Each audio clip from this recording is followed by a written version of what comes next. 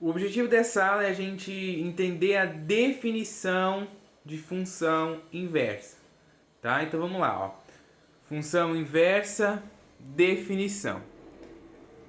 Dada uma função bijetiva de A em B, dizemos que uma função g de B em A é inversa de f se para todo A pertencente ao conjunto A, né, para todo elemento, né, ó, lembra que o A minúsculo, para todo A pertencente ao conjunto A e B pertencente ao conjunto B, tal que f de A igual a f de B, tem-se g de B igual a f de A.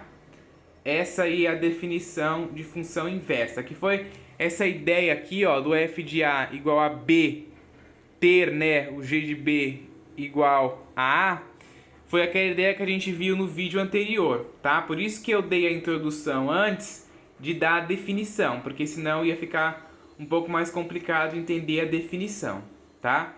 Então, essa aí é a definição de função inversa. Dado lá o A pertencente ao conjunto A, B pertencente ao conjunto B, tal que o f de A igual a B, vai ter o g de B igual a A, que é o inverso.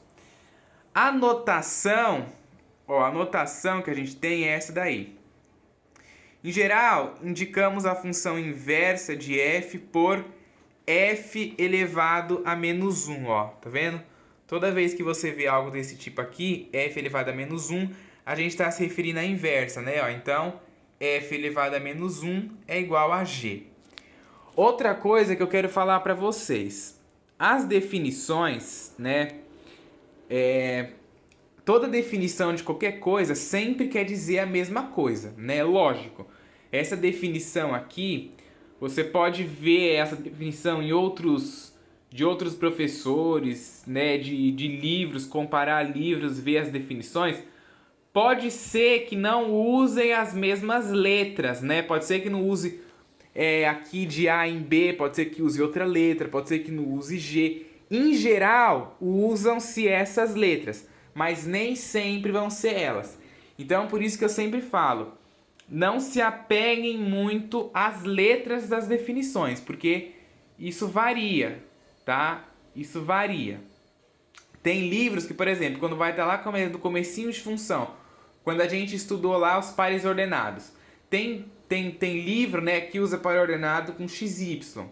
Tem outros que já usa AB. Cada um usa uma coisa. Pode dar definição de intervalo também. Geralmente é intervalo AB. Mas às vezes pode ser o intervalo XY. Depende muito da notação do livro, né? Então não se prendam a isso. Vocês têm que aprender o conceito. Tem que entender o conceito da coisa. É isso que eu tento passar para vocês. O conceito, e assim você consegue entender tudo. Qualquer livro que você vê a definição de função inversa, você vai entender, se você saber o conceito, né? O conceito de inverso. A representação disso pelo diagrama de flechas é assim, ó. A gente tem aqui o conjunto A, a gente tem o conjunto B, um elemento dentro do conjunto A, um elemento dentro do conjunto B. A função f transforma, né, ó, o elemento A em B, né, ó, ela sai daqui do f do conjunto A e vem aqui para o B. E a inversa transforma o B em A de novo, né, ela volta a ser o que era antes. E isso daqui é a função f, essa daqui de baixo é a função g, ou a inversa, né, ó, f elevado a menos 1. E aqui esse conjunto é o g de B igual a A, ou a inversa, né, ó, f elevado a menos 1 de B é igual a A. E esse daqui é o f de A igual a B, ok? Bom, para determinarmos a inversa da função bijetiva f de x igual a y igual a 3x, ó, f de x igual a y igual a 3x, por exemplo, inicialmente a gente isola a variável x. Então a gente tem a função y igual a 3x, eu isolo aqui a minha variável x. Fazendo o quê?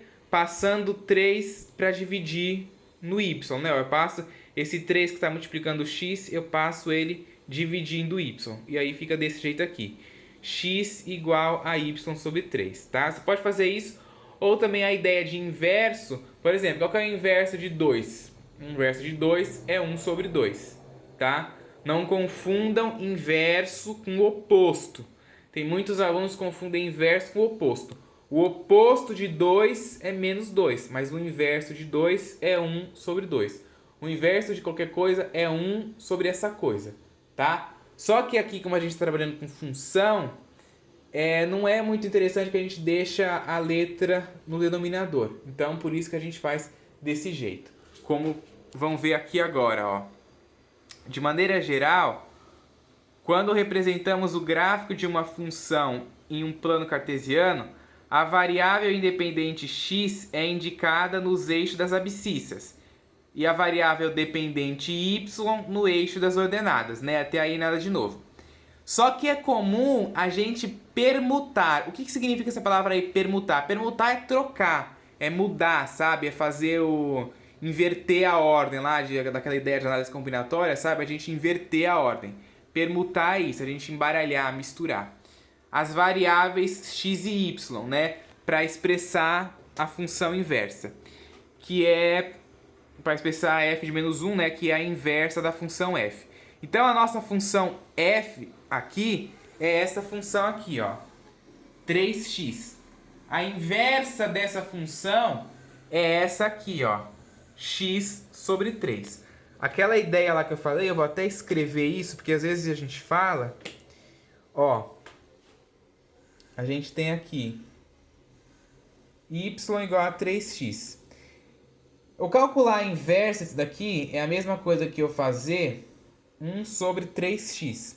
Só que assim, não é muito legal que a gente deixe... Pode deixar, mas não é muito interessante que deixe a variável aqui, tá? Então, por isso que a gente faz o contrário, né? E aí bota x sobre 3, ok? Mas isso aqui é a mesma ideia aí, beleza?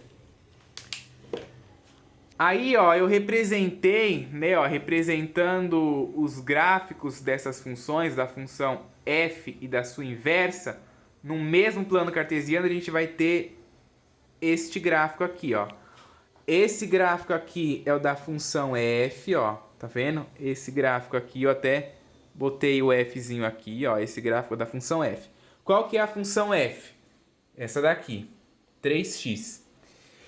E este gráfico aqui, ó, é o gráfico da função inversa, né, ó, da função inversa, estão vendo? Então, se você ver um pouquinho, né, ó, ele desceu um pouco mais o gráfico da função inversa. E se você for uma pessoa observadora, ó, vou até colocar aqui de longe para a gente olhar o gráfico e ler o que está ali embaixo. Note que os gráficos de f e f a inversa, né? Você pode ler f menos 1, mas já sabe que f menos 1 é a inversa, tá? São simétricos em relação à bissetriz dos quadrantes ímpares do plano cartesiano. Bom, bissetriz é essa linha pontilhada aqui que eu passei aqui. Tá vendo? Ó, essa daqui é a bissetriz. E esses gráficos são simétricos, né, em relação a ela. E aí fala aqui, ó, quadrantes ímpares. O que significa quadrantes ímpares? Significa que as retas, né, elas estão passando pelo primeiro quadrante e pelo terceiro quadrante. Lembrando, né, que a gente sempre tem que lembrar, que geralmente o povo esquece, os quadrantes de um plano cartesiano é dado em sentido anti-horário, né, ó. Então esse aqui é o primeiro quadrante, esse aqui é o segundo quadrante, terceiro, quarto quadrante, tá? Por isso que fala aí então que os gráficos, né, da função f e f menos 1 são simétricos em relação à bissetriz dos quadrantes ímpares do plano cartesiano, tá? Quadrantes ímpares do plano porque as funções estão passando, ó, bem aqui no primeiro e no terceiro quadrante. O número 1 e 3 é um número ímpar. Ok? Então tá aqui graficamente a ideia da função inversa. O próximo vídeo vai ser mostrando o gráfico de função inversa no GeoGebra, tá? A gente vai ver lá como é que constrói bonitinho, porque no GeoGebra fica até melhor do que desenhar aqui na lousa de vidro. E aí lá eu vou dar mais uma explicada para entender bem essa ideia de inversa.